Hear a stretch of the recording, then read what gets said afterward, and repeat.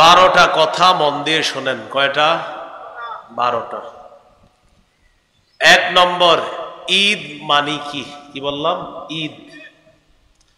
2 নম্বর, ইসলামে ঈদ বলতে কি বোঝায়? 3 নম্বর, মিলাদুন নবী মানে কি? 4 নম্বর, রাসূল সাল্লাল্লাহু আলাইহি সাল্লামের জন্ম বার কবে? 5 নম্বর, রাসূল সাল্লাল্লাহু আলাইহি সাল্লামের জন্ম তারিখ কবে? 6 নম্বর, পৃথিবীতে ঈদে মিলাদুন নবী কবে থেকে শুরু হইল? 7 নম্বর, মিলাদুন নবী তথা রাসূল সাল্লাল্লাহু আলাইহি সাল্লামের জন্মদিনে কোনো আমল আছে কিনা? 8 নম্বর, জন্মদিনকে কেন্দ্র করে খ্রিস্টানদের রীতিনীতি অনুসরণ করে জন্মদিন পালন করার কি হুকুম? 9 নম্বর, কেউ যদি বলে নবী তো এরকম র্যালি বের করতে নিষেধ করেন নাই, এরকম নাচতে তো নবী নিষেধ করেন নাই, এ কথার কি জবাব? 10 নম্বর, কেউ যদি বলে বেদাত মানে যদি নতুন আবিষ্কার হয়, আপনাদের এই ফ্যান, লাইট, মাইক এগুলাও তো বেদাত, নতুন আবিষ্কার, এ কথার কি জবাব? 11 নম্বর, সর্বশেষ বুলি দিবে বুঝলাম সব বেদাত, তো আমার আব্বা যে কত 20 বছর করছে সেটাও কি বেদাত? এরকম প্রশ্ন আপনারে করবে। এবং এটাও বলতে পারে তোমার দাদাও তো এগুলা করছে, সেটাও কি বেদাত? মানে আপনারে হিট করবে, এটার কি জবাব? 12 নাম্বার, আমরা বেদাতের পরিবর্তে সুন্নাহ প্রচার করার ক্ষেত্রে এই জায়গায় আজকে যারা আছি সবাই একমত হয়ে যাব ইনশাআল্লাহ। এই 12টা শিরোনাম বললাম। এবার আলোচনাটা মন দিয়ে শোনেন, কান একদম অন্যদিকে নিবেন না, পুরাটা মন দিয়ে শোনেন। আজকের এই আলোচনাগুলা অলরেডি শিরোনাম শুনে অনেকের মনে তৈরি হয়ে গেছে, হুজুর মনে হয় আজকে আমগরে কইব, অনেকে ভাবতেছে। বিষয়টা এরকম না ভাইবা এই চিন্তা আনেন, অতীতে যদি আমি ভুল করে থাকি ভুলগুলা থেকে ফিরে আসবো, আর অতীতে যদি আমি ভুল না করে থাকি ভবিষ্যতেও ভুল করব না ইনশাআল্লাহ। এই মানসিকতা সবার আসে তো ইনশাআল্লাহ? প্রথম কথা, ঈদ মানে কি? ঈদ মানে আনন্দ প্রকাশ করা, খুশি প্রকাশ করা, আনন্দ উল্লাস উৎসব করা। ঈদ এটা যে কারো উৎসব হতে পারে। এই গেল প্রথম কথা।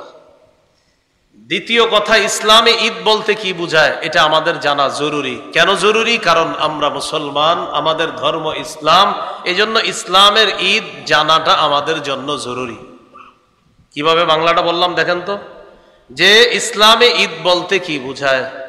এখন আপনাকে কেউ প্রশ্ন করবে ইসলামের ঈদ তোমার কি দরকার? জবাব হবে, যেহেতু আমি মুসলমান, আমার ধর্মের নাম ইসলাম, তাই ইসলামের ঈদটাই আমার জানা দরকার। এ ব্যাপারে 3টি হাদিস পেশ করি। আবু দাউদের বর্ণনা 1134 নম্বর হাদিস। হাদিসের বর্ণনাকারী আনাস ইবনু মালিক রাদিয়াল্লাহু তাআলা তিনি বলেন, কাদিমা রাসূলুল্লাহ সাল্লাল্লাহু আলাইহি ওয়াসাল্লাম আল মদিনা ওয়া লাহুম ইয়াওমান ইয়ালআবুনা ফীহিমা। রাসূলুল্লাহ সাল্লাল্লাহু আলাইহি সাল্লাম মদিনায় আসলেন। আসার পর দেখে মদিনার বাসী 2 দিন খেলাধুলা করে, নির্দিষ্ট 2 দিনে খেলাধুলা করে।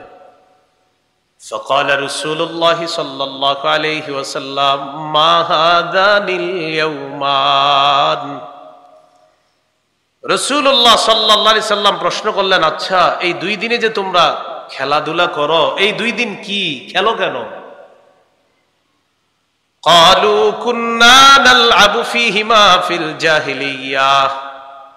তারা জবাব দিল, আমরা জাহেলি যুগে খেলাধুলা করতাম, তাই এখনো খেলাধুলা করি, উৎসব করি এই 2 দিনে, অভ্যাসটা এখনো ছাড়তে পারি নাই।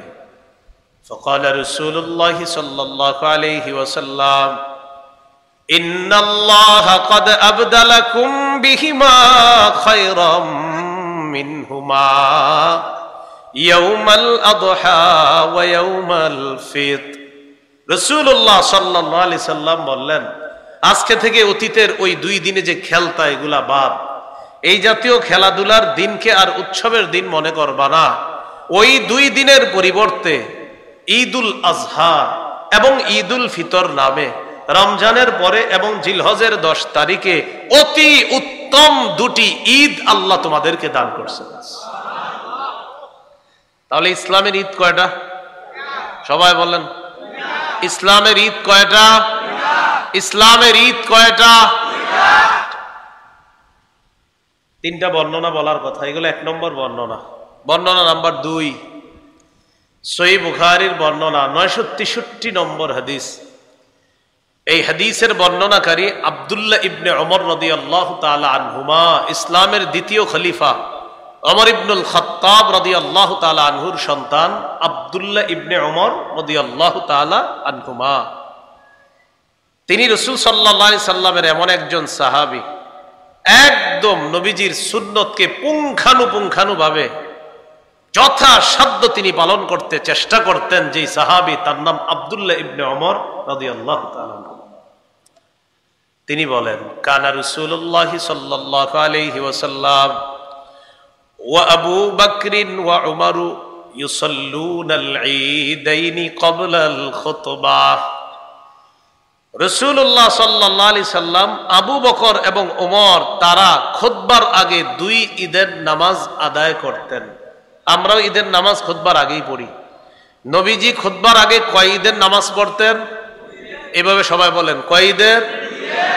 আবু বকর কয় ঈদের নামাজ পড়তেন? ওমর ফারুক কয় ঈদের নামাজ পড়তেন? তাহলে মুসলমানদের ঈদ কয়টা?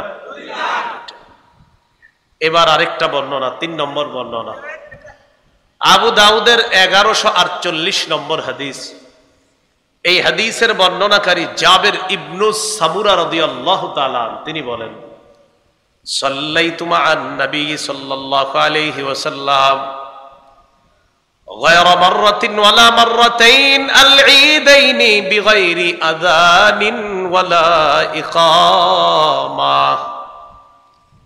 জাবের ইবনে সামুরা রাদিয়াল্লাহু তাআলা আনহু বলেন, একবার 2 বার নয়, অসংখ্য অগণিত বার আযান এবং ইকামত ছাড়া আমি আল্লাহ নবীর সাথে 2 ঈদের নামাজ আদায় করলাম।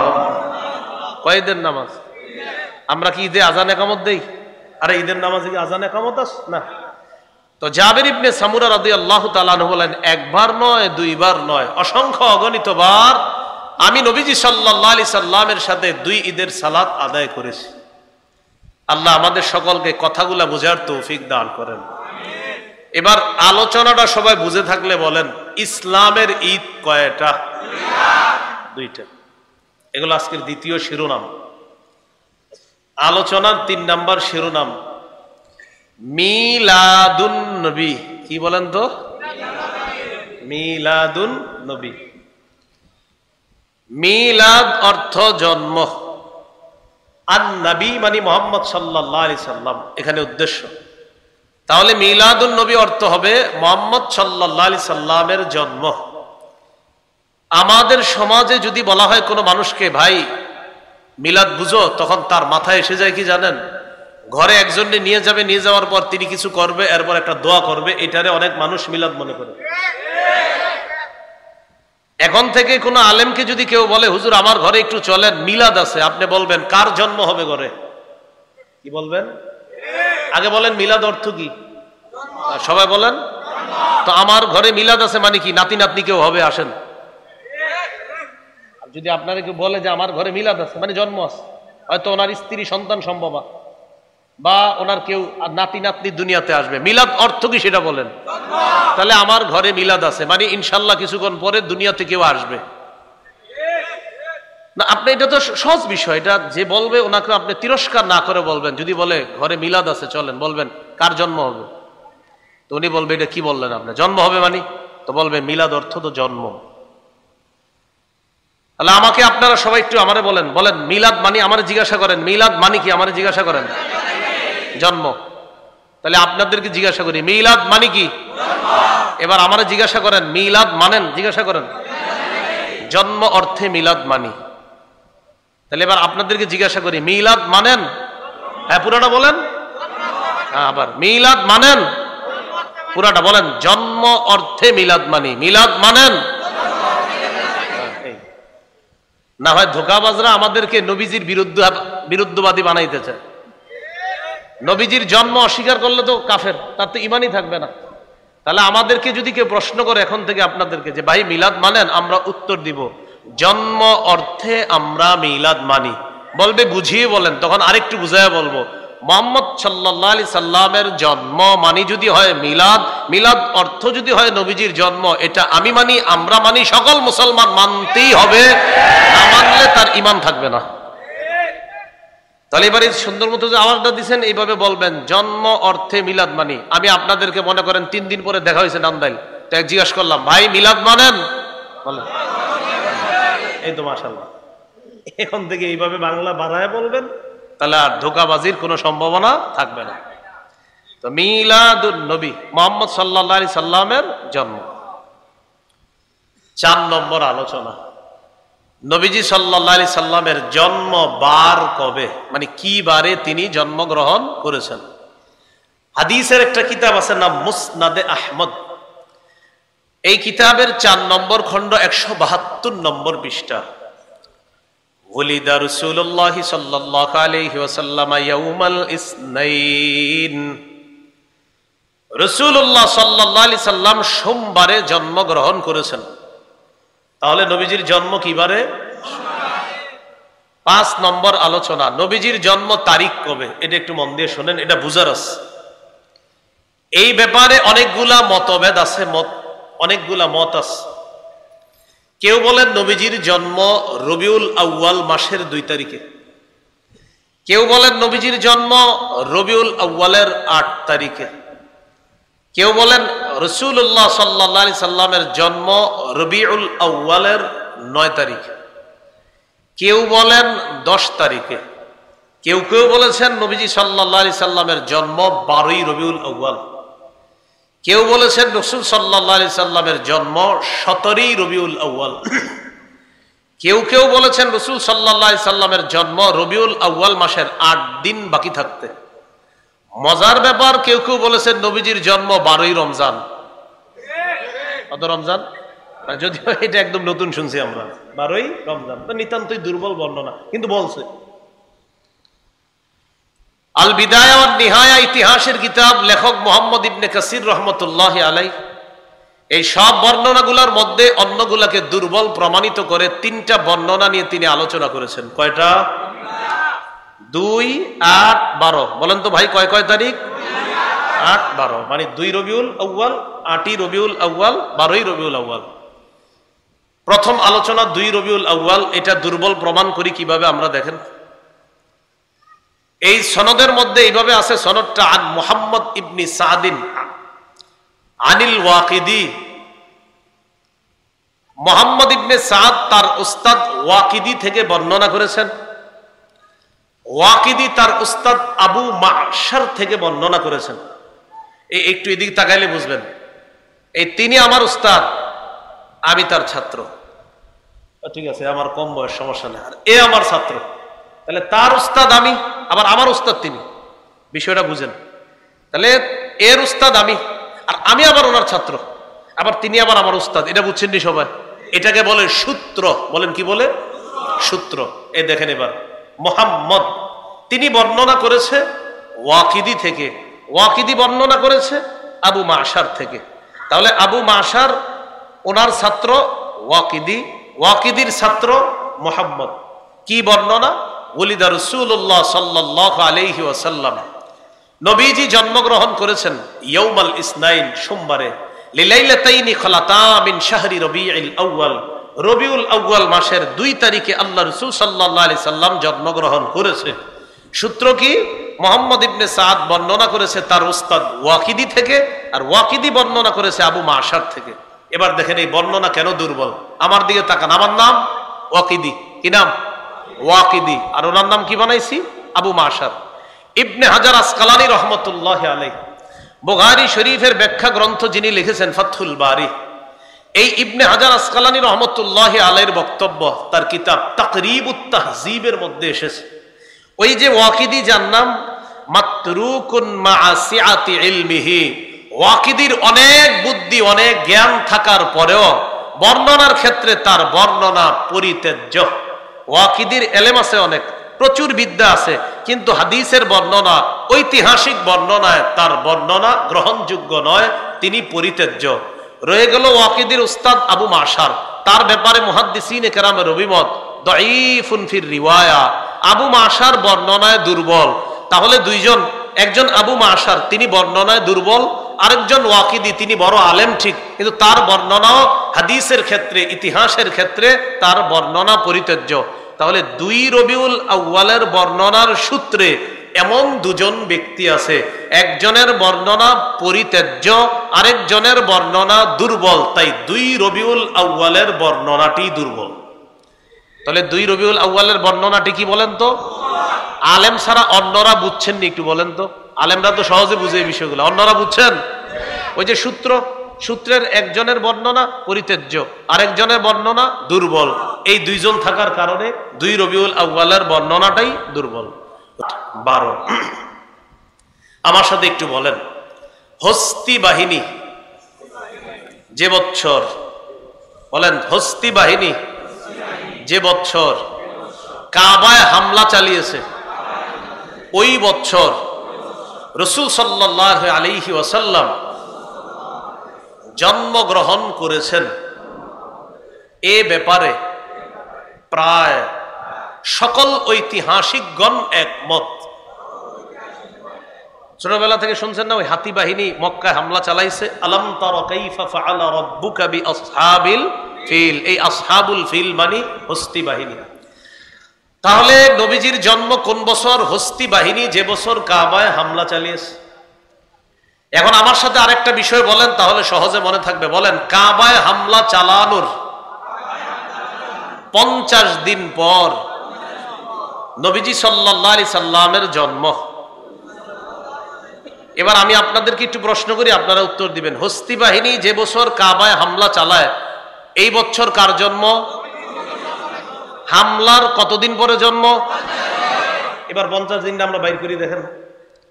হস্তি বাহিনী কাবায় হামলা চালাইছে মুহররম মাসের 13 দিন বাকি থাকতে। কয়দিন বাকি থাকতে? তাহলে মুহররমের 13। মুহররম মাসের পরের মাসের নাম কি? সফর। তাহলে মুহররমের 13, সফর মাসের 30, 30 আর 13 কত হয়? 43। সফর মাসের পরের মাসের নাম কি? রবিউল আউয়াল। রবিউল আউয়ালের 7 দিন যাওয়ার পর যখন সূর্য ডুবে যাবে তখন 8ই রবিউল আউয়াল শুরু। তাহলে 43 এর সাথে কত হয়? 50। বলেন 43 এর সাথে কত? তাহলে মুহররমের 13 দিন, সফরের 30, 43, রবিউল আউয়ালের 7 গিয়ে 8 নাম্বার তারিখ, 50 দিন পর হয় 8ই রবিউল আউয়াল। বিশুদ্ধ বিদগ্ধ উলামায়ে কেরামের অভিমত হলো আল্লাহ রসুলের জন্ম 8 তারিখেই, এই কথাটি বিশুদ্ধ। তাহলে রসুল সাল্লাল্লাহু আলাইহি সাল্লামের জন্ম কয় তারিখে? 8ই। এই ব্যাপারে উলামায়ে কেরাম বলেন এটাই বিশুদ্ধ হওয়ার বেশি দাবি রাখে। কেউ কেউ বলেন গাণিতিক হিসাবে রসুল সাল্লাল্লাহু আলাইহি সাল্লামের জন্ম 9 রবিউল আউয়াল। এবার একটা কথা মনে রাখবেন, 8 এবং 9, কি বললাম? 8 এবং 9, এই ব্যাপারে পৃথিবীর বিখ্যাত বিশুদ্ধ বিদগ্ধ উলামায়ে কেরাম এই ব্যাপারে একমত যে নবীর জন্ম 8 অথবা 9 রবিউল আউয়াল, এই কথাটি বিশুদ্ধ। বলেন এই কথাটি কি? এবার আমার সাথে বলেন, 12ই রবিউল আউয়াল নবীজির জন্ম, এই কথাটি প্রসিদ্ধ হলেও বিশুদ্ধ নয়। কি বললাম? 12ই রবিউল আউয়াল কি? প্রসিদ্ধ। 12ই রবিউল আউয়াল কি? হলেও কি নয়? কোরআনের আয়াত সংখ্যা 6666, এ কথাটি প্রসিদ্ধ হলেও বিশুদ্ধ নয়। 6236, এ কথাটি বিশুদ্ধ হলেও প্রসিদ্ধ নয়। কোরআনের আয়াত সংখ্যা 6666, এ কথাটি প্রসিদ্ধ হলেও বিশুদ্ধ নয়। কোরআনের আয়াত সংখ্যা 6236টি, এ কথাটি বিশুদ্ধ হলেও প্রসিদ্ধ নয়। এজন্য প্রসিদ্ধ আর বিশুদ্ধের পার্থক্য বুঝে বিশুদ্ধটাই গ্রহণ করার তৌফিক দান করেন। এবার 12ই রবিউল আউয়ালের বর্ণনাটি একটু বলি, দেখেন। আন সাঈদ ইবনে মিনা আন আফফান ইবনে মুসলিম আন জাবির ইবনে আব্দুল্লাহ ওয়া আব্দুল্লাহ ইবনে আব্বাস রাদিয়াল্লাহু তাআলা আনহুমা ولد رسول الله صلى الله عليه وسلم يوم الاثنين الثاني عشر من شهر ربيع الأول সাঈদ ইবনে মিনা তার উস্তাদ আফফান থেকে বর্ণনা করেন, তিনি বর্ণনা করেন জাবের এবং আব্দুল্লাহ ইবনে আব্বাস রাদিয়াল্লাহু তাআলা আনহুমা থেকে, তারা বলেন আল্লাহ নবীর জন্ম 12ই রবিউল আউয়াল সোমবার। কত রবিউল আউয়াল? তাহলে 12ই রবিউল আউয়াল জন্ম। এই বর্ণনাটা আমরা শুনলাম। এবার দেখেন ওই আবার আগের মতো সূত্র মনে আছে নি? সূত্রের কথা, ছাত্রের নাম সাঈদ, বলেন ছাত্রের নাম কি? উস্তাদের নাম আফফান, বলেন ছাত্রের নাম, উস্তাদের নাম আফফান, ছাত্রের নাম, উস্তাদের নাম। মজার ব্যাপার, সাঈদ যিনি তিনিও বিশুদ্ধ বর্ণনাকারী, আফফান যিনি তিনিও বিশুদ্ধ বর্ণনাকারী। এবার প্রশ্নগুলো সুন্দরভাবে মনে রাখবেন। হুজুর 12ই রবিউল আউয়ালের বর্ণনাকারীর সূত্রের মধ্যে ছাত্র সাঈদ যিনি তিনিও বিশুদ্ধ বর্ণনাকারী, সূত্রের মধ্যে উস্তাদ আফফান তিনিও বিশুদ্ধ বর্ণনাকারী। সূত্রে দুইজন বিশুদ্ধ বর্ণনাকারী থাকার পরেও 12ই রবিউল আউয়ালকে কেন আপনারা বিশুদ্ধ বলছেন না? 12ই রবিউল আউয়ালের যে সূত্র, এই সূত্রের মধ্যে যিনি সাঈদ বর্ণনা করছেন তিনিও বিশুদ্ধ, আবার তার উস্তাদ আফফান তিনিও কি বিশুদ্ধ। তাহলে প্রশ্ন এসে যায়, 12ই রবিউল আউয়ালের সূত্রের মধ্যে যিনি বর্ণনা করেছেন সাঈদ, তিনি যদি বিশুদ্ধ হন, তার উস্তাদ আফফান তিনিও যদি বিশুদ্ধ হয়, তো 12ই রবিউল আউয়াল বিশুদ্ধ নয় কেন? এতটুকু বুঝছেন নি সবাই? মানে আমরা এই তিনজন বর্ণনা করতেছি, সবাই ভালো মানুষ, তো ভালো মানুষ হলে বর্ণনা ভালো হবে না কেন? এটা হলো কথা। এবার আপনাদেরকে আমি বলি, বললেই বুঝতে পারবেন। দেখেন, ছাত্রের নাম সাঈদ, উস্তাদের নাম আফফান, বলেন ছাত্রের নাম, উস্তাদের নাম। ছাত্র বিশুদ্ধ কিনা? জি। উস্তাদও বিশুদ্ধ কিনা?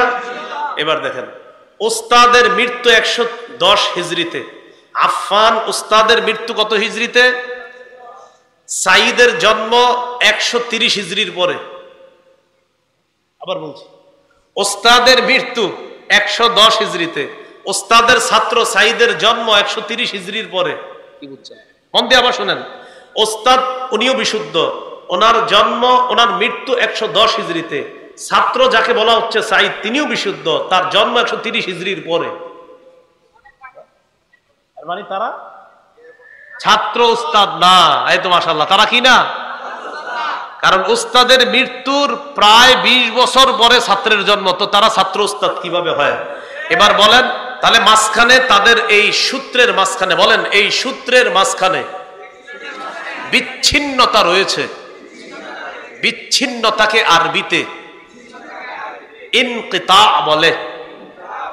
ইনকিতা যেই সূত্রে থাকে, ওই বর্ণনাটিকে মুনকাতি বলে। মুনকাতি বর্ণনা বিশুদ্ধ দলিল হিসাবে গ্রহণযোগ্য না। তাহলে এবার আপনারা, আমি আশা করি আমি আলেম ছাড়া অন্যরাও সহজে বুঝছেন। দেখেন, বর্ণনাকারী উস্তাদও বিশুদ্ধ, ছাত্রও বিশুদ্ধ, তো প্রশ্ন এসে যায় বিশুদ্ধ হলে বর্ণনা বিশুদ্ধ নয় কেন? মজার ব্যাপার হলো, কে জানে মাঝখানে একটু ঝামেলা করে ফেলছে। উস্তাদও বিশুদ্ধ ঠিক, কিন্তু তার মৃত্যু 110, আর ছাত্র বিশুদ্ধ ঠিক, কিন্তু তার জন্মই হয়েছে 130 হিজরির পরে। অতএব তাদের দুইজনের কোনো সাক্ষাৎ ঘটে নাই, মাঝখানে একটা ঝামেলা হয়েছে। এই ঝামেলার কারণে এই বর্ণনাটি প্রসিদ্ধ হয়ে গেল, বিশুদ্ধ নয়। বুঝে শুনে ঠিক বলছেন তো? আল্লাহ আমাদেরকে এই বুঝের উপরে অটল থাকার তৌফিক দান করেন। এখন তো আমি বললাম 8-9 বিশুদ্ধ, 12 তারিখটা হলো প্রসিদ্ধ কিন্তু বিশুদ্ধ নয়। ঝগড়া থেকে বাঁচার জন্য কি করবেন? এলাকায় কিন্তু এই বয়ানের পরে কালকে এরকম হইতে পারে, তোরা 8 বললে বল, 9 বললে বল, আমি 12। আবার কেউ বলবেন না, আমি বলি না, আমি বলি। ঝগড়া থেকে বাঁচবেন কিভাবে? এটার একটা বুদ্ধি আছে। আমাকে একটু আপনারা সবাই জিজ্ঞাসা করেন, নবীর জন্ম কবে? জিজ্ঞাসা করেন। এবার ঝগড়া মুক্ত উত্তর দিয়ে দেখেন, 8 থেকে 12ই রবিউল আউয়ালের যে কোনো একদিন। 8ই রবিউল আউয়াল থেকে 12ই রবিউল আউয়ালের মাঝে নিশ্চিত যে কোনো একদিন নবীজির জন্ম হয়েছে। ঝগড়া রইব না। এনে বলবে কি, এই মি আপনি 8 থেকে 12ই বলছেন কেন? 12। আপনি বলবেন হ্যাঁ ঠিক আছে 12। তাহলে কি 8? আপনি বলবেন হ্যাঁ 8। তাহলে কি 9? বলবেন হ্যাঁ 9। আপনি বিপদে ফেলাইতে পারবেন। আপনি বলবেন 8 থেকে 12-র মধ্যে হয়েছে, এটা তুমি নিশ্চিত থাকো, তুমি টেনশন করো না, অতএব এটা নিয়ে ঝগড়া করার কিছু নেই। এইগুলো আজকের 5 নাম্বার আলোচনা। নবীজির জন্ম তারিখ কবে, এই ব্যাপারে আমরা কিছু জ্ঞান শিখলাম, জানলাম। এরপরে আমরা সুন্দর একটা ঝগড়ামুক্ত সমাধান জানলাম যে 8 থেকে 12 রবিউল আউয়ালের মাঝে নিশ্চিত একদিন আল্লাহ রাসূল সাল্লাল্লাহু আলাইহি সাল্লাম জন্মগ্রহণ করেছে, সেদিন তিনি দুনিয়াতে এসেছে। এটা আমরা ঝগড়ামুক্ত থাকবো ইনশাআল্লাহ। 6 নাম্বার গুরুত্বপূর্ণ আলোচনা, 12 রবিউল আউয়ালকে কেন্দ্র করে ঈদে মিলাদুন নবী কবে থেকে শুরু হলো? কি মিলাদুন নবী? এবং এটার নাম দেওয়া হয় সকল ঈদের সেরা ঈদ। কি দেয় নাম? আমি এখনো এটার বিরোধিতা করতেছি না, দেখেন কি নাম।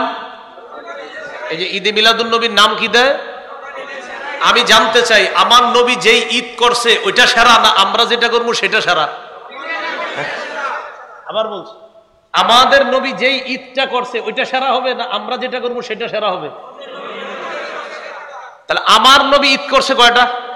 অথবা আমার নবীর 2 ঈদই সেরা না? এটা বুঝলেও আপনি ঠিক, বললেও ঠিক, না বললে আমি তো বলতেছি, ওদের কথার বিরোধিতা কিন্তু করতেছি না, আমি খালি প্রশ্ন করতেছি আপনারা যেটাকে সেরা বলবেন এটা সেরা না নবী যেটা করছে সেটা সেরা? এখন তারা বলবে যে না আমরা যে ঈদটা পালন করি এটা সকল ঈদের সেরা ঈদ। আমরা জবাবে ঝগড়া না করে বলবো এইভাবে, আমাদের নবী যেটা পালন করেছেন সেটা সকল ঈদের সেরা ঈদ। ঠিক বললে হবে না। আপনারা যেই জায়গায় দেখবেন লেখা যে ঈদে মিলাদুন নবী সকল ঈদের সেরা ঈদ, নিচে লিখবেন আমার নবী যে ঈদ করছে সেটা সকল ঈদের সেরা ঈদ।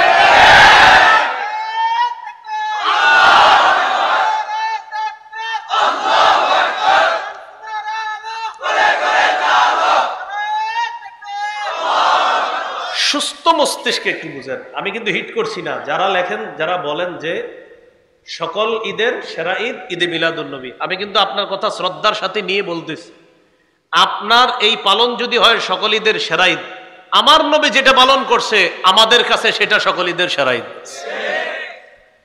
তো এই জন্য হুজুর আপনারা স্টেজে যারা আছেন, এটা কি আমি ভুল বললাম? আমার নবী যেটা করবে এটাই তো সেরা হবে। তো বাস সোজা বিষয়টা তো একটা, মানে আপনার সুস্থ মস্তিষ্ক, আপনি মনে হয় 3-4 বছরের বাচ্চা, ওরে 2 বার বুঝাইলেও বুঝবে হ্যাঁ আমার নবী যেটা করছে এটাই তো সেরা। আল্লাহ আমাদেরকে বুঝে শুনে ঠিকের উপর অটল থাকার তৌফিক দান করেন। এবার এটা শুরু হলো কিভাবে একটু বললে মনে থাকবে। বলেন 604 হিজরি ইরাক দেশের মসুল শহরে বাদশাহ আবু সাঈদ মুজাফফর সর্বপ্রথম জনৈক আলেম আবুল খাত্তাব ওমর ইবনে দিহিয়া তার মাধ্যমে সর্বপ্রথম নবীর জন্মকে কেন্দ্র করে ঈদে মিলাদুন নবীর সূচনা করে। যেই কাজটা নবী বিদায় নেওয়ার 604 বছর পর্যন্ত পৃথিবীতে ছিল না মুসলিম হিসাবে, সেই কাজ আমরা নিজেরাও করব না, করতে পারি না। যারা করে তাদেরকে কোনোভাবেই সমর্থন করতে পারি না। বুঝে বলছেন তো? এবার আপনাদের মনে থাকবে কয় হিজরি, দেশের নাম, শহরের নাম, মাশাআল্লাহ শহরের নাম, বাদশার নাম আবু সাঈদ। একটু মনে রাখলে হবে, পুরোটা মনে থাকবে না আপনাদের, খালি একটু মনে রাখবেন নাম কি। আর ওই হুজুরের নামটা মনে রাখবেন আবুল খাত্তাব। কি নাম? তার মাধ্যমে সর্বপ্রথম এটা সূচনা করছে। তো আমাদের সরল জবাব, যেই কাজ আমার নবী দুনিয়া থেকে বিদায় নেওয়ার 604 বছর পরে শুরু হয়েছে, এটা আমরা করতে পারি না, আমরা করব না, এটার সমর্থন আমরা করতে পারি না। আমরা ভদ্রতার সাথে বিনয়ের সাথে বলবো, যারা এগুলা করে ভাই আপনারাও চলে আসেন, এই বেদাত পরিহার করে আমরা সকলে মিলেমিশে শিরিক বেদাত মুক্ত একটা বাংলাদেশ গঠন করার চেষ্টা করি। আল্লাহ তৌফিক দান করেন। কি মুক্ত বাংলাদেশ? আবার বলেন কি মুক্ত? শিরিক বেদাত মুক্ত। আল্লাহ তৌফিক দান করেন। এবার আবুল খাত্তাব যে হুজুরের নাম বললাম, ওনার ব্যাপারে একটু শোনেন। ইবনে হাজার আসকালানী রহমতুল্লাহি আলাইহি তার ব্যাপারে বলেন, কাসীরুল ওয়াকিআতি ফিল আইম্মাতি ওয়া ফিস সালাফি মিনাল উলামা খাবিসুল লিসান শাদীদুল কিবরি মুতাহাবিনা। এই আবুল খাত্তাব নামক হুজুর, যার মাধ্যমে এটা শুরু হইল আর কি, এই লোকটা কেমন ছিল? এই লোকটা ছিল প্রচন্ড দাম্ভিক টাইপের, পূর্ববর্তী উলামায়ে কেরামের সারাক্ষণ সমালোচনা করত, বুজুর্গ আলেমদের সমালোচনা করত। তার মুখের ভাষা ছিল খুব খারাপ। বর্তমান যুগে অনেক ভাইয়েরা আমাদের সাথে যখন দলিলে না পারে তখন সর্বশেষ মুখের গালিকে অস্ত্র হিসাবে ব্যবহার করে। কিন্তু জানেন, আমি মাঝে মাঝে চিন্তা করি তারা গালি দেয় কেন। এই চিন্তাটা আগে থাকলে এখন আমার নাই, কারণ এই বেদাতের আবিষ্কারক যেই গুরুজি ছিলেন তার মুখের ভাষা ছিল খারাপ, তাই উত্তরাধিকার সূত্রে তাদের মুখের ভাষাও হয় খারাপ। এটা কিন্তু আপনি এটা বুঝার বিষয় আর কি, বিষয়টা যে আসলে মুখের ভাষা খারাপ কেন। আমি টেনশন করছি যে ভাষাটা খারাপ হয় কেন। আহমদ শফির রহমতুল্লাহ আলের নাম নিয়া, জুনায়েদ বাবুনগরী রহমতুল্লাহ আলের নাম সহ বড় বড় আলেমদের নাম নিয়ে ইচ্ছা মতো গালি দেয়। তো আমি টেনশনে পড়ে গেলাম, আচ্ছা গালির রহস্যটা কি? গালির রহস্য আমি খুঁজতে খুঁজতে দেখলাম এই বেদাতের এই বেদাতগুলার আবিষ্কারক যে হজরত, এই হজরতের মুখের ভাষা ছিল খুব খারাপ, এ আলেমদেরকে গালি দিত। তা এ যুগেও যদি কেউ কোরআন সুন্নাহর কথা শোনার পর আপনাকে গালি দেয়, আপনি টেনশন করবেন না, আপনি বলবেন মাশাআল্লাহ উত্তরাধিকার সূত্রে সুন্দরী পেয়েছেন। বিষয়টা এটা কোনো ঝগড়ার কিছু না। বিষয়টা আল্লাহ আমাদেরকে বুঝার তৌফিক দান করেন। এই জন্য সাবধান, দলিলে না পারলে কাউরে গালি দিয়েন না। হ্যাঁ, এগুলো 6 নম্বর। 7 নম্বর কথা, মিলাদুন নবী বা নবীজি সাল্লাল্লাহু আলাইহি সাল্লামের জন্মদিনকে কেন্দ্র করে নবীজি কোনো আমল করতেন কিনা, যদি করে থাকেন তাহলে আমরাও সে আমল করব। বলেন ইনশাআল্লাহ। সহিহ মুসলিমের বর্ণনা 1162 নম্বর হাদিস। সুইলা রাসূলুল্লাহ সাল্লাল্লাহু আলাইহি সাল্লাম আন সাওমিদ দাহরি। রাসূলুল্লাহ সাল্লাল্লাহু আলাইহি সাল্লামকে সারা বছর রোজা রাখা সম্পর্কে জিজ্ঞাসা করা হলো। নবীজি জবাব দিলেন লা সাবা ওয়ালা আফতারা আও ক্বালা মা সাবা ওয়া মা আফতারা। যে ব্যক্তি সারা বছর রোজা রাখে সে রোজা রাখেও নাই, রোজা ছাড়েও নাই। কি বললেন? সে রোজা রাখেও নাই, ছাড়েও নাই। এর মানে এই রোজার প্রতি নবীজি উৎসাহ দেন নাই, যে সারা বছর যে রোজা রাখা এটার প্রতি কি দেন নাই? উৎসাহ দেন নাই। সুইলা আন সাওমি ইয়াউমাইনি ওয়া ইফতারি ইয়াউমিন। প্রশ্ন করা হলো, হুজুর কেউ যদি 2 দিন রোজা রাখে আর 1 দিন রোজা না রাখে, এর মানে মাসে 20টা রোজা আর 10 দিন গ্যাপ, 2 দিন রোজা 1 দিন গ্যাপ, 2 দিন রোজা 1 দিন গ্যাপ, তো মাসে রোজা হয় কয়টা? 20টা। নবীজি জবাব দিলেন আইয়ুনা ইউতিকু যালিকা। আমাদের মাঝে এরকম কার সামর্থ্য আছে, শক্তি আছে যে সে এইভাবে 2টা রোজা রাখবে আর 1টা রাখবে না, এরকম শক্তি কার আছে? রাখলে আদায় হয়ে যাবে। কিন্তু নবী হাদিস দ্বারা বোঝা যায় এটাও নবী উৎসাহ দিচ্ছেন না যে 2টা রাখবে আর 1টা রাখবে না, অর্থাৎ মাসে 20টা আর 10টা না রাখা, এটাও নবীজি উৎসাহ দেন নাই। সুইলা আন সাওমি ইয়াউমিন ওয়া ইফতারি ইয়াউমাইন। প্রশ্ন করা হলো, হুজুর কেউ যদি 1 দিন রোজা রাখে আর 2 দিন রোজা না রাখে তার ব্যাপারে জানতে চাই। নবীজি বললেন লাইতা আন্নাল্লাহা কাওয়ানা লিযালিকা। আমি আশাবাদী আল্লাহ যদি আমাদের সকলকে এই জাতীয় রোজা রাখার শক্তি দান করতেন। নবীজি বলেন হ্যাঁ, আমাদেরকে যদি আল্লাহ এই জাতীয় রোজা রাখার শক্তি দান করতেন, এর মানে 1 দিন রোজা আর 2 দিন গ্যাপ দেওয়া এটা নবী খুব পছন্দ করেন। মাসে 10টা রোজা আর 20 দিন গ্যাপ এটা আল্লাহ রাসূল পছন্দ করছেন, এটার প্রতি নবীজির উৎসাহ আছে। সুইলা আন সাওমি ইয়াউমিন ওয়া ইফতারি ইয়াউমিন। জিজ্ঞাসা করা হলো, হুজুর কেউ যদি 1 দিন রোজা রাখে 1 দিন রোজা ভাঙে, অর্থাৎ 1 দিন রোজা না রাখে, এটা কি হবে? নবীজি বললেন যাকা সাওমু আখি দাউদ আলাইহিস সালাতু ওয়াস সালাম। এটা তো আমার ভাই দাউদ নবীর রোজা, এটাও উত্তম রোজা। 1 দিন রাখা 1 দিন না রাখা এটাও নবীজি সাল্লাল্লাহু আলাইহি সাল্লামের উৎসাহ আছে। বাকি বেশি উৎসাহ কোনটা? 10 দিন রোজা রাখা আর 20 দিন মাসে রোজা না রাখা, এটার প্রতি বেশি উৎসাহ। এবার প্রশ্ন করলেন সুইলা আন সাওমি ইয়াউমিল ইসনাইন। ইয়া রাসূলুল্লাহ সোমবারের রোজার ব্যাপারে আপনার কাছে জানতে চাই। নবীজি বললেন ইয়াউমুন বুলিতু ফি।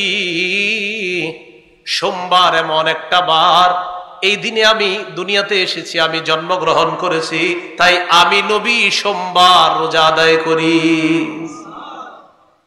নবীজির জন্মদিনে নবীজি কি রাখতেন? বলেন, নবীজির জন্মদিনে নবী কি রাখতেন? এবার আপনাদের কাছে আমার জিজ্ঞাসা, সোমবার বছরে একবার 12ই রবিউল আউয়াল, তাহলে সোমবার বছরে একবার, তাহলে নবীজির জন্মদিনের আমল কি বাৎসরিক না সাপ্তাহিক? এই ব্যাপারে আগে একমত হন, নবীজির জন্মদিনের আমল সাপ্তাহিক না বাৎসরিক? সপ্তাহের কি বারে? এজন্য ওই ব্যক্তি হবে সবচাইতে প্রকৃত শ্রেষ্ঠ আশিক রাসূল, যে রাসূল সাল্লাল্লাহু আলাইহি সাল্লামের জন্মদিনে নবীর সুন্নাহকে অনুসরণ করে প্রতি সোমবার যে রোজা রাখবে সে হবে খাঁটি আশিক রাসূল। তাহলে নবীজি সাল্লাল্লাহু আলাইহি সাল্লামের জন্মদিনের আমল বাৎসরিক না সাপ্তাহিক? আল্লাহ আমাদেরকে প্রকৃত আশিক রাসূল হওয়ার জন্য আমরা যেন সপ্তাহে অন্তত সোমবার দিন রোজা আদায় করতে পারি, আল্লাহ তৌফিক দান করেন। পাশাপাশি চেষ্টা করবেন বৃহস্পতিবারে রোজা রাখতে। নবীজি সোম এবং বৃহস্পতি এই 2 দিন রোজা রাখতেন। প্রশ্ন করলেন, হুজুর কেন রাখেন? নবীজি বললেন, এই 2 দিন আমল নামা আল্লাহর কাছে পেশ করা হয়, আমি রোজা অবস্থায় আমার আমল নামাটা যেন আল্লাহর কাছে পেশ করা হয়, তাই আমি এই 2 দিন নফল রোজা রাখি, সোমবার আর বৃহস্পতিবার। প্রিয় ভাইয়ারা, আপনাদের কাছে আমি জানতে চাই, মিলাদুন নবী তথা নবীজি সাল্লাল্লাহু আলাইহি সাল্লাম জন্মদিনে কি আমল করতেন? কি বারে? সোমবার। বছরে না সপ্তাহে? তাহলে নবীজির জন্মদিনের আমলটা কি বাৎসরিক না সাপ্তাহিক? আল্লাহ আমাদের সকলকে এই কথাগুলা বুঝে, পার্থক্য বুঝে প্রকৃতপক্ষে আল্লাহ রাসূলের সুন্নাহ অনুসরণ করার তৌফিক দান করেন। 8 নাম্বার আলোচনা, জন্মদিন কেন্দ্র করে বেদাত গ্রহণযোগ্য না। বেদাত এটা খ্রিস্টানদের রীতিনীতি, এগুলা জন্মদিন পালন করা এগুলা খ্রিস্টানদের কালচার। বলেন, জন্মদিন পালন করা কার কালচার?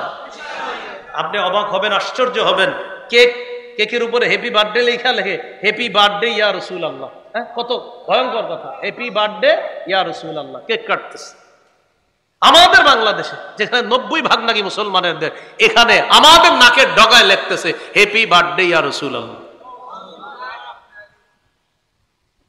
তো এটা কোন ধরনের আপনি পরিচয় দিলেন ভাই? এটা রাসূলের সুন্নাহের পরিচয় দিলেন না। তাহলে জন্মদিন কেন্দ্র করে বেদাত নিষিদ্ধ। বেদাত নিষিদ্ধ। বেদাত যে ব্যক্তি করবে, বেদাতি কাজ না ছাড়া পর্যন্ত তার তওবা আল্লাহ তাআলা কবুল করবেন না। সুনানে দারিমির 54-94 নম্বর হাদিসের বর্ণনা, নবী বলেন, ইন্নাল্লাহা হাজাবাত তাওবাতা আন কুল্লি সাহিবি বিদআতিন হাত্তা ইয়াদা বিদআতা। বেদাতি ব্যক্তি তার বেদাত নামক কর্মকাণ্ড না ছাড়া পর্যন্ত তার তওবা আল্লাহ তাআলা কবুল করেন না। আমরা বেদাত করব না, যাতে করে এমন না হয় যে আমাদের তওবার মুখ বন্ধ হয়ে যায়, এমনটা যেন না হয়। কারণ বেদাতি ব্যক্তির বেদাত না ছাড়া পর্যন্ত তার তওবা আল্লাহ তাআলা কবুল করেন না।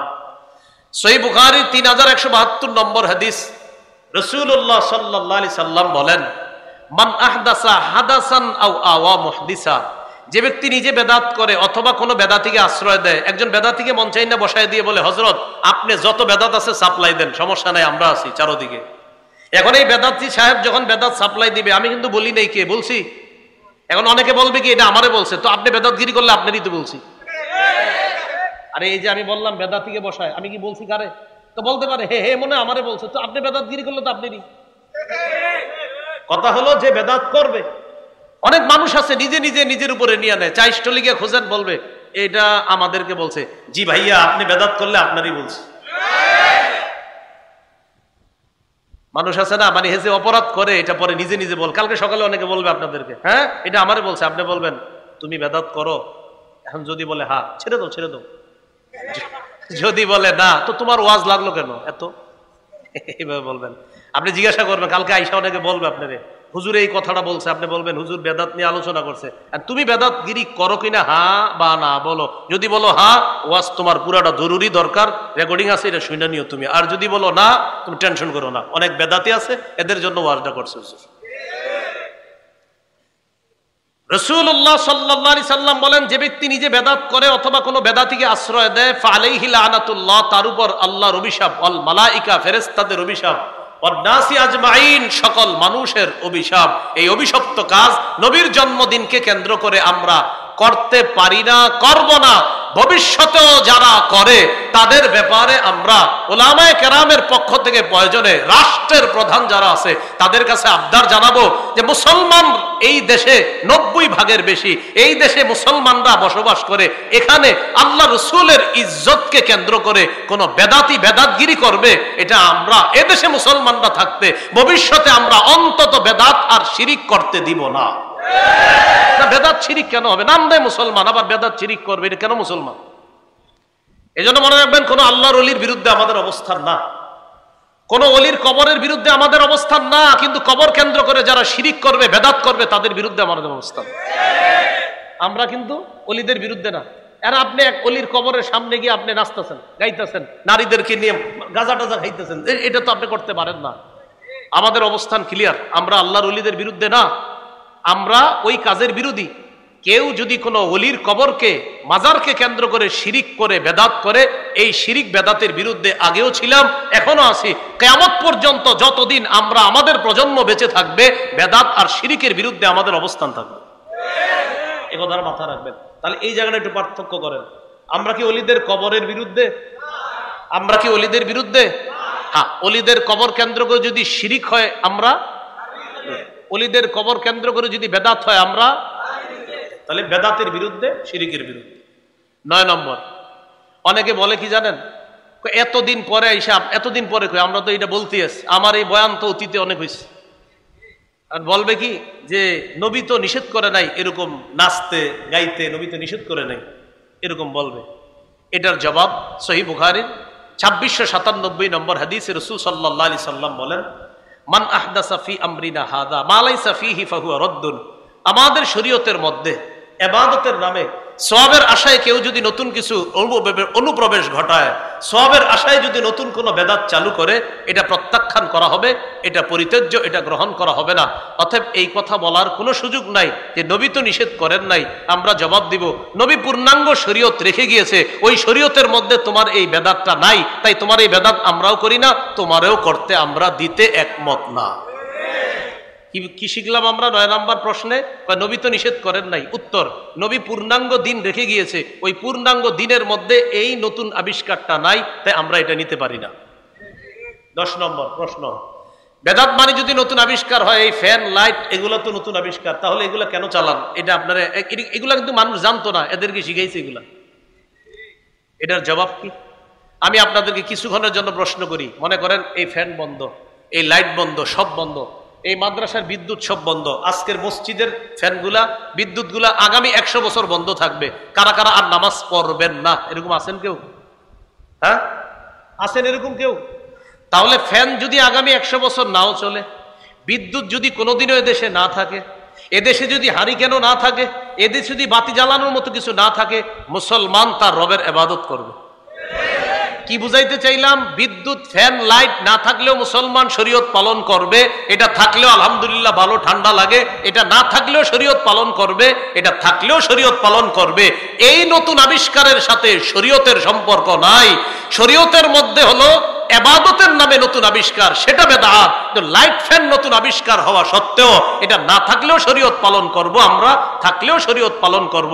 তাহলে বলেন তো, ইবাদত নামক দি হয়, এটার সম্পর্ক হবে কোথায়? শরীয়তের সাথে, যে না এটা শরীয়ত গ্রহণ করে না। আর ফ্যান লাইট নতুন আবিষ্কার, এটার সম্পর্ক কি শরীয়তের সাথে? এটা না থাকলে কি আমরা শরীয়ত পালন করব না? অতএব এই প্রশ্ন অবান্তর, এই প্রশ্ন করা যাবে না। কেউ যদি আপনার প্রশ্ন করে, আর যদি আপনি আপনার ঘরে বসা থাকেন, সাথে সাথে ফ্যানটা বন্ধ করে দিবেন, লাইটটাও বন্ধ করবেন, বন্ধ করে অন্ধকারে বলবেন, কি আসো তুমি? তো যদি বলে হ্যাঁ, তো কি অবস্থা, বলো কি বলবা? না না হাইছেন না, পরে উনি বলবে ফ্যান লাইটও তো নতুন আবিষ্কার, আপনি বলবেন ফ্যানও বন্ধ লাইটও বন্ধ, কথা তো চলতেছে, আপনি বলো কি বলবা? এরপরে বলবে তো এইগুলা, এরপরে একটু পরে নামাজের সময় হবে, আপনি বলবেন উজু করো, উজু করে দুজন একদম ওই জায়গায় নামাজ পড়বেন, বলবেন মনে করেন আজকে কারেন্ট নাই, নামাজ পড়বেন, প্রয়োজনে বাহিরে গিয়ে নামাজ পড়বেন। নামাজ পড়ার পরে বলবেন কি ফ্যান লাইট ছাড়া তো নামাজ পড়লাম।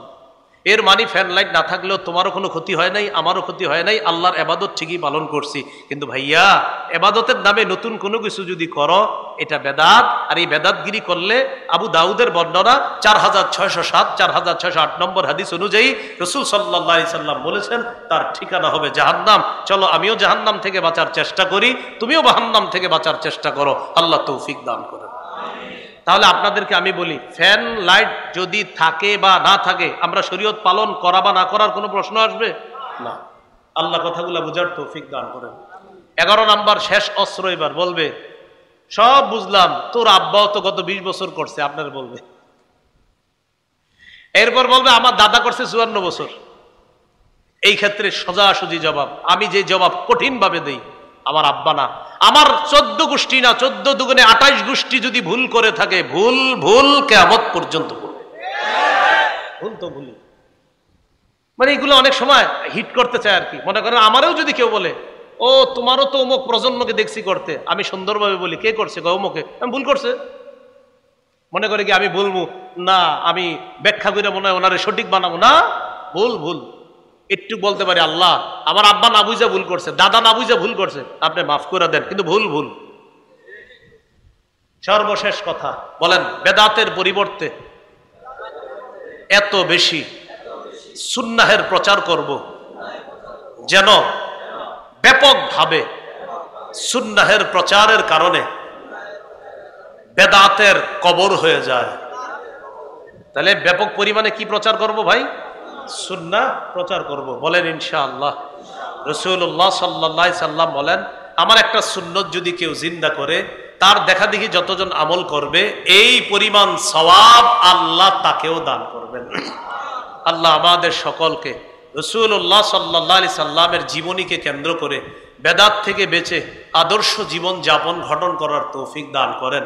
সুবহানাল্লাহি ওয়া বিহামদিহি, সুবহানাকাল্লাহুম্মা ওয়া বিহামদিকা, আশহাদু আল্লা ইলাহা ইল্লা আনতা, আস্তাগফিরুকা। এই বেদাত সম্পর্কে, শিরিক বেদাত সম্পর্কে আলোচনা বিস্তারিত জানার জন্য আমার সংকলন মিম্বরের আমানত দ্বিতীয় খণ্ডটা সবাই পড়বেন। হ্যাঁ, বেদাত শিরিক কুফুর জানার জন্য।